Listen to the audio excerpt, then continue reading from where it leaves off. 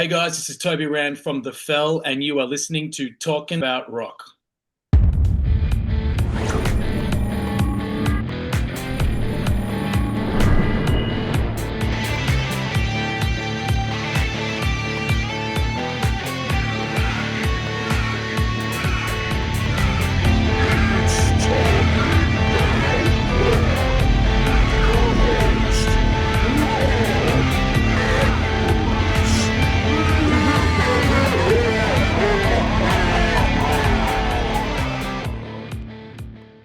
Hello, welcome to this episode of Talking About Rock. I'm Rob Edwards. Here we bring you rock interviews from veteran and upcoming artists. Subscribe on our YouTube channel to stay up to date. Follow us on our social media and our website, talkingaboutrock.com. I'd also like to give a shout out to all our new listeners from Rock Rage Radio, where you can catch my full show every Saturday at 11 a.m. Eastern. All right, today's guest is known for such bands as Rand, Juke Kartel, and Toby Rand and the Future Kind. And of course, his appearance on the reality show, Rockstar Supernova. Here to talk with us about his latest project, The Fell, let's welcome Toby Rand. Toby, how are you, man? Hey, Robert, thanks so much for having me, mate. Yeah, definitely appreciate the time, man. So this Fell project, man, is something you had in the works, I think, a little while ago. It was 2019 or something you guys had it, and now you decided to revisit it and bring it back. Exactly, mate. Myself, Mike, and Billy, we were writing like a long time ago, 6-7 years ago, and we wrote most of the records you're hearing. And unfortunately, I had commitments with my solo project at the time. So, as were the times back then, my management team made me choose one or the other, which I thought was really disappointing because I offered them 80% of anything from The Fell. I said, just do it because I'm super passionate about this project. So. Over the years, I've been texting back and forth with Mike and Billy because they had different singers that came in, and then it kind of plateaued. And then it was last year I messaged Billy and Mike, and I said, "Are you guys ready?" And Billy was wrapping up Mr. Big at the time. Right. The Winery Dogs had started like just easing back a little bit, so it was a good time for him. And Mike was also open to revisiting it as well. And mate, it's just blown my mind what's been happening in the last kind of 4 months. I'm just really excited to have it back and out there. Yeah, definitely. The tracks are amazing, man. When I saw Killswitch drop, I'm like, this is killer. This is a great tune to relaunch with. Yeah, you know what I mean? Some people come out with something that's a little bit more, A&R, a little bit more laid back radio play. You guys came out punching. I think that is the way to do it. I love Killswitch, man. It was amazing. Thank you. I think the goalposts have changed, mate. I think that we're not trying to fit into any kind of cookie cutter genre right now. We're just doing what feels good to us, and it was a no brainer for us. It showcases basically Mike and Billy at their best. And obviously, and my vocals are pretty strong there too. So it's just a great introduction, and you're going to hear another 10 songs in the next 6 months. So you're going to love it.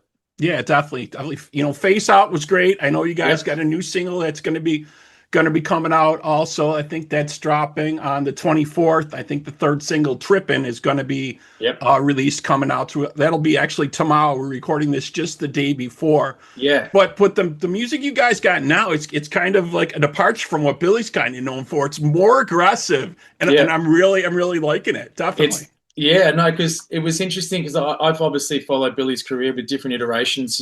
Playing with Steve Vai, Diamond Dave back in the day.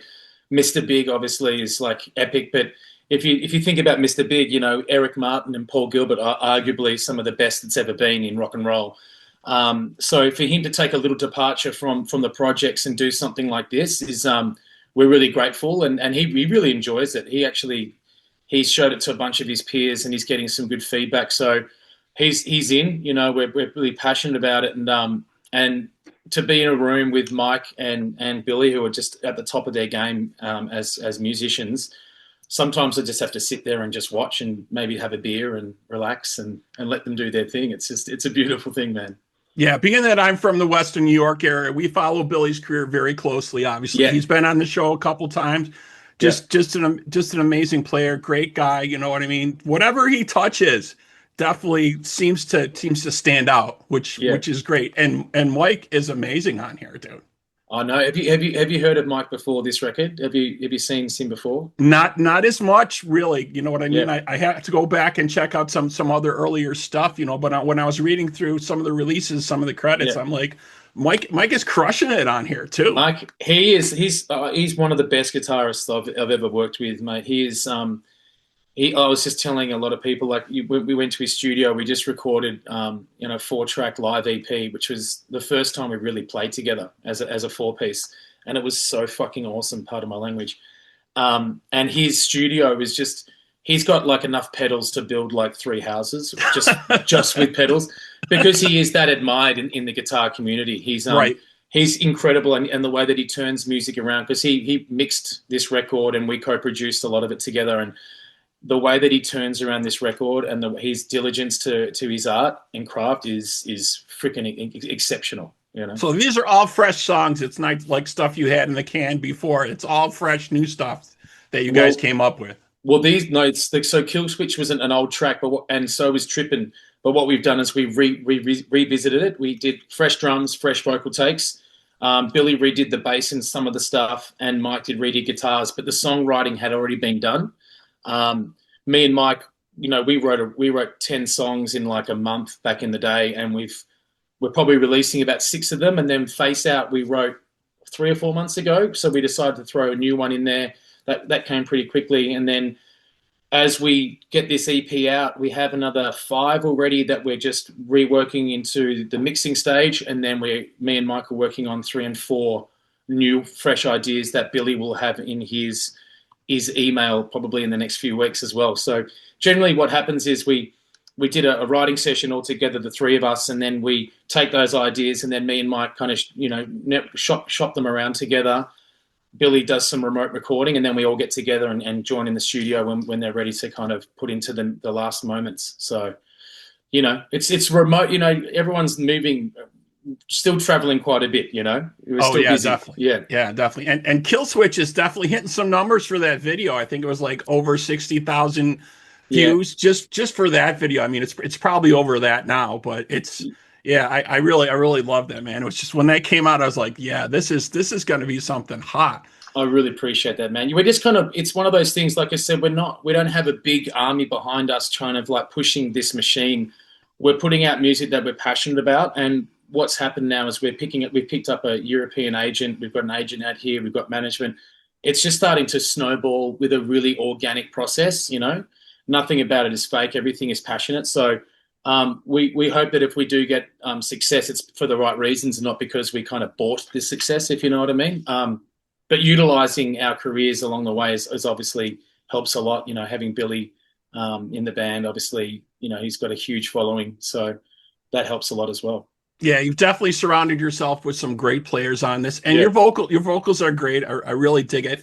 And the videos are so cool. We have the links for the videos for Killswitch and Face Out actually on our website, talkingboutrock.com, in the Hall of Video for your folks out there. So please check out the videos. Very, very cool, man. So I wanted to talk a little bit about some of your previous bands, some of the stuff you had done prior. Your previous band, Juke Kartel, you guys toured in the U.S. You did support for Slash, Ozzy, Fuel. That had to be some amazing shows. Is there anything you can maybe dig in your mind, think a little bit about, and revisit a little bit of that? It was, because it was an Australian band. So I came over because I did this Rockstar Supernova show, which was Tommy Lee and Jason Newsted and Gilby Clarke. They were looking for a singer. And after reaching the final 3, I actually got a deal with Tommy's team, the management company Sanctuary, and they put us on the road with with Slash, and that was when he had Miles Kennedy singing, right?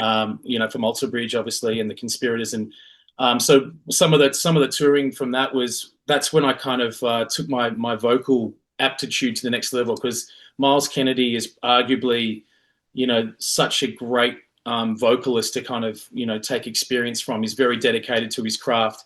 I was when we were on the road, touring around. We went to Australia, New Zealand, parts of America. We went over to Norway with Ozzy, and Ronnie Wood was in the band at the time with Slash. And one of the funny stories is that they lost Ronnie about 15 minutes before he was going on stage, and we just finished our set because we opened up for them. and Sharon Osbourne, bursts through the curtain. She goes, "Have you seen fucking Ronnie Wood?"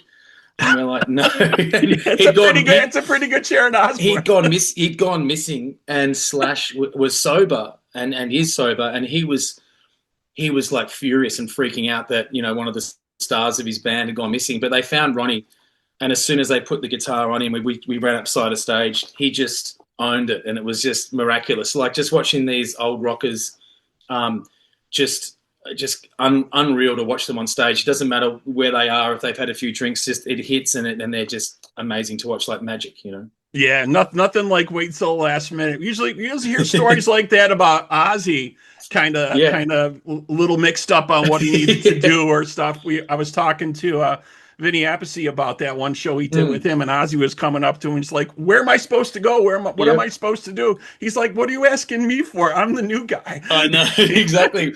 Well, on this particular show, Sharon was there, so I think that when she was there, I think he's sorted. You know what I mean? He knows. I'm sure he sorted very quickly. Yeah, no, that was an incredible experience. Sharing the stage with those legends. My God, yeah, I still remember that clearly. Yeah.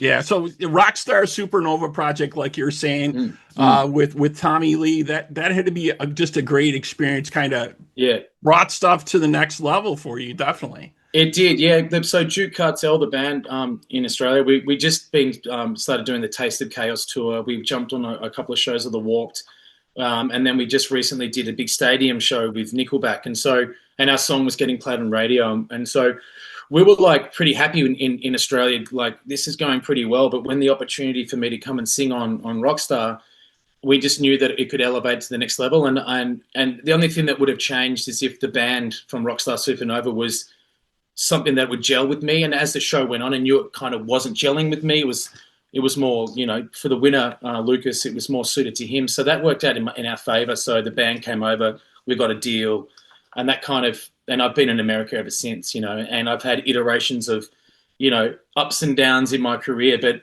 I'm in such a good spot because, America's an interesting place, but there's a lot of opportunity for musicians if you do it the right way. And that leads me to be in a band with the guys, Billy and Mike. I'm in another band with Gary from In Excess as well. So I'm able to have creative, awesome collaborations with amazing musicians, and I'm so grateful. Yeah, there's definitely, like you said, there's definitely a lot of opportunities. It's very hard to navigate the U.S. market, I think, because it's very strange and very changing and very, very clicky and very glitchy at times, especially for rock music, right? Let's just say it how it is, right? It's a hard time for rock music, but going back a little bit in your family, I mean, your mom was a music teacher with you growing up and a professional singer. So, I mean, you had a great basis to start with. Yeah, she was, I'm part Welsh, Great Britain, and we grew up in choirs, and I did choir up until it wasn't cool. I grew up in a sporting community in Australia. So I'd be from England to Australia. And in Australia, if you were singing in a choir, it probably wasn't seen as cool with the sporting community. You get teased.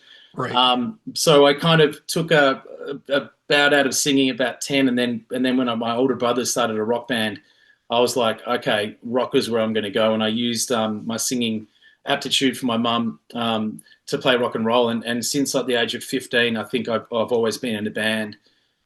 Growing up in Australia, like Melbourne, we call it Rock City. We were playing 6 nights a week. We had a truck, we had a lighting rig, we had a crew. It was covers, but we were 19, 20-year-olds making thousands of dollars a week just, playing rock and roll. And those days are gone, sadly, because of the situation with social media and things. But I was just so grateful that gave me the skills to kind of be a live musician, like using shit equipment, singing, over crazy drums. And then, when you finally get your hands on a good piece of equipment and good microphones and sound systems, you just feel like you're the king. So growing up in Australia definitely put me in good stead to be here in America. It's awesome. Yeah, definitely. Things have definitely changed, like you're saying, with social media and just the way the music industry has kind of morphed, right? It's kind of hard to nail down of which way to go sometimes. With the releases of digital, we still have a lot of physical media, and I've even seen bands go back and sometimes they do like a special cassette or things like that sometimes now, which is really cool for people like me, older people like me who grew up with like cassettes and 8-tracks and stuff like that. Exactly. Right. It's cool to kind of revisit that in a way, but I know it's such a difficult time with that stuff. And the thing that really scares me for artists is the AI thing. Yeah. That's a really scary thing. I see that there's some AI performers, if you want to call them that, whatever that they're doing, and they're going to be utilizing more AI on Spotify. And you know what? I really don't want to see it take that turn and make that. Maybe we need to get back to radio and just be playing songs on the radio. It's true. I've been having this conversation a lot lately about the AI, and I know that big record labels, we love them or hate them, but I know that Warner, for instance, are taking out some action against Spotify using AI so much, because if you read the terms and conditions of Spotify, I just read an article this morning. If you're an independent artist and you put your song on Spotify, they are able to manipulate that music into AI, and then you don't get any ownership of that. So that's so you probably read that as well. Yeah, that's actually what happened with one of our guests. So I had Derek Davis on the show from Babylon AD, and I start talking about a track because I try to keep up on the artist of what their new track is. And I say, "Oh, looks like you guys got a new track you released, and Vinnie Vincent is playing here on you." He's like, "No." He's like, "No, that's an AI created track that they put on there underneath, Babylon's 80s profile." Yeah. And I was like, "This is crazy." You know what I mean? Maybe we need to take a long, hard look at this. I think we are. And you've said a few things there. I'm actually noticing that rock and roll is on the rise again. And statistically, I think it's the fastest growing genre right now. It's overtaking country, and a lot more young kids are wanting to buy instruments again. I've been noticing and reading upon. So I think that we might be in a bit of a grey area now, but I think we're going to come through the cloud, and I can see that with a lot of my peers who are touring a lot more now. There's a lot more festivals, and when you're looking at the festivals, looking at some of the festivals now, I'm looking at the lineups, and I'm like, it's awesome to see bands that have been around for a long time just thriving again. Because when we had the COVID thingy, a lot of bands folded, and a lot of bands, were worried about getting back. And now I feel like there is avenues to getting back. The only problem is that it costs a lot of fucking money. Yeah. It's just insane. It's just insane with touring and all the expenses that go in with that. Yeah. And definitely I understand. And I've seen that too. Like one of our sponsors is School of Rock. They sponsor our podcast. Yeah. And it's great to see these young kids playing all these classic rock songs, you know what I mean? And newer songs too, but when they're learning, classic rock. I'm walking in there and they're playing like Crazy Train or Ozzy and stuff like that, and I'm like, this is great to start with that basis for these younger kids. Let's hope that kind of rises up back again. Yeah. And I think what we really need to see some band come to the forefront, right, and make a big bang out of rock again. You know, like we had. We just don't seem to kind of have that yet. I think there's a little vibe going on. Obviously, the kid Youngblood, who kind of did a great job at the Ozzy tribute.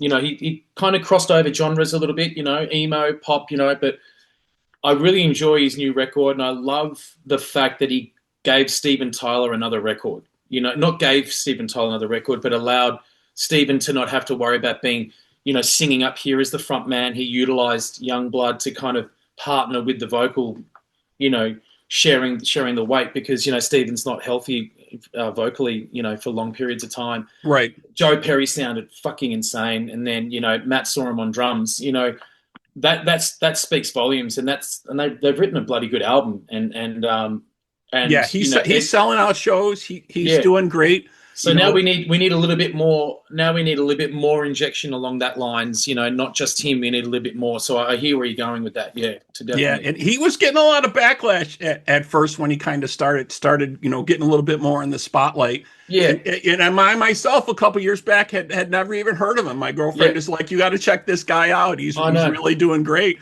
And all of a sudden, I see him singing Changes, at the Black Sabbath Back to the Beginning thing, crushing it. And I'm like, who is this dude? And I go back and look, and he was friends with Kelly Osbourne. So, the Osbournes did videos with him and stuff. Yeah. And I'm like, maybe. And then, yeah, they kind of kept that Steven Tyler thing under wraps. They did, didn't they? Yeah. And then when they let it out, I'm like, this is what we need, because Aerosmith needs one more great tour. That's what they need. That's what they deserve. That's what the fans deserve too. And if it needs someone to kind of, help, put Steven back on stage where he doesn't have to worry about, blowing out and just being safe, and because he's one of my favorite singers of all time.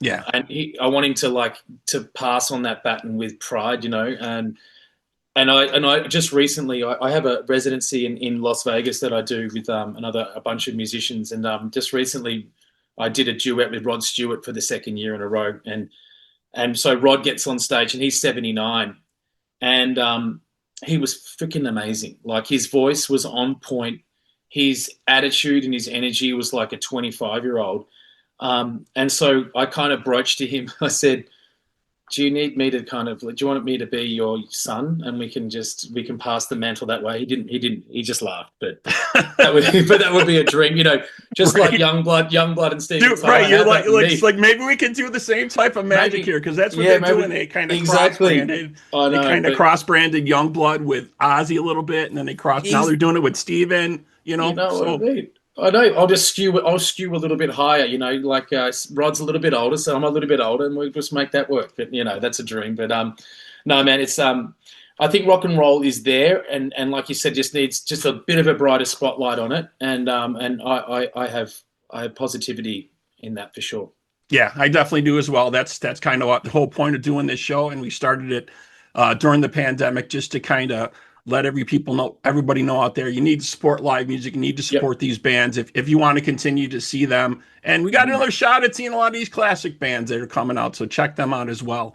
Yeah. Totally. The one thing I wanted to talk to you a little bit about is you also support some charity organizations. Yeah. As well, which I thought was fantastic, using your writing to support such things as like breast cancer research and the use of Los Angeles and things like that. Tell us a little bit about some of that stuff. Yeah, so in 2009, when the boys in Juke Kartel were all living in West Hollywood, we're just playing a show, like a little acoustic show at the Hotel Cafe, and our drummer, took a phone call from New Zealand. He's from New Zealand, and he came back and he was white as a ghost, and he goes, guys, my mum's got breast cancer, and it's not looking good. So we played the show that night, and then obviously get to fly back and just keep an eye on it. But she was one of these ladies. She's still fighting it, but she has been through absolute hell. Lost most of her body. You know what I mean?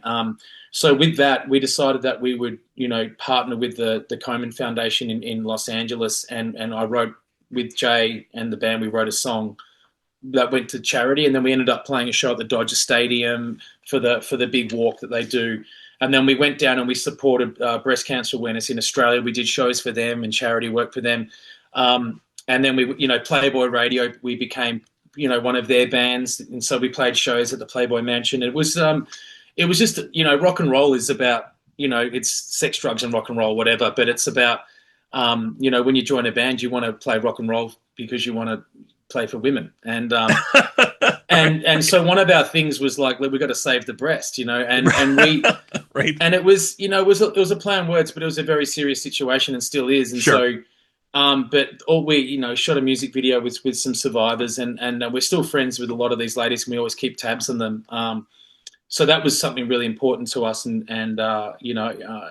just it was amazing to be part of. And then more recently, I used to do jams with the youth. There's a Boys and Girls Club in Hollywood. So we'd go, and these are kids who are kind of in and out of homes and don't have, after school care and things like that. So we'd go down and we'd play with them, give them instruments and jam and do things like that. And then my buddies in Vegas, they're in the band called Lifehouse. The bass player from Lifehouse, he does a thing called Music Cares, and they do things for kids as well. So it's always in the back of our minds that we're lucky to be doing what we're doing, and we also want to try and encourage the youth and also give back. We live a pretty good life. Yeah, definitely. I think that's the great thing about great music, right? It brings people together, and that's kind of the whole point of the music. And like you were saying earlier, when you were writing, you know, your emotions really shown through with all these songs, and that's what Yeah, makes a great song, right? You know, yeah. you can't be phoning it in. It's got to be real emotion for that. It really does, and like and you can hear that with the fell as well, like with the tracks. You know, when Mike is produced the record as well with you know the main producer, and then you know a weird assist, but the way that he would produce my vocals in the studio was he was like you know, man, I'm not feeling it, you know what I mean? And I'd be like, but I thought, and he goes listen, just, and he would just push me, and when you hear the rest of the record, you'll hear how much he pushed me. Like I felt like I gained a lot from that experience, even more range and a little bit more depth, you know. So this record was like a real eye opener for me as well, about you know really believing in the music and the lyric as well, and then playing with 3 badass musicians who all 4 of us are just going fucking at it. You know what I mean? It's like some of this music that's coming out as well, like Trippin that comes out tomorrow with the live video. It's another one where it just comes at you straight away, and then in the middle, you know, Mike and Billy just have this chaotic fight. You know, it's just a joy. It's really fun. Outstanding. Yeah, we'll definitely add that video to our Hall of Videos on talkingboutrock.com when you guys release that. And tomorrow was going to be October 24th. The Killswitch EP will be released in special packaging, Yep. both CD, laser etched LP, and it's Yep. going to feature a 4-song single plus a new version of Dancing on a Glass Floor that'll remain exclusive from what I'm reading just to this release. And on Yep. top of that, you guys are doing signed editions. Yes, we are. Yeah. We're based in basically our band is based in Toronto. I'm in New York at the moment. Billy's on a plane.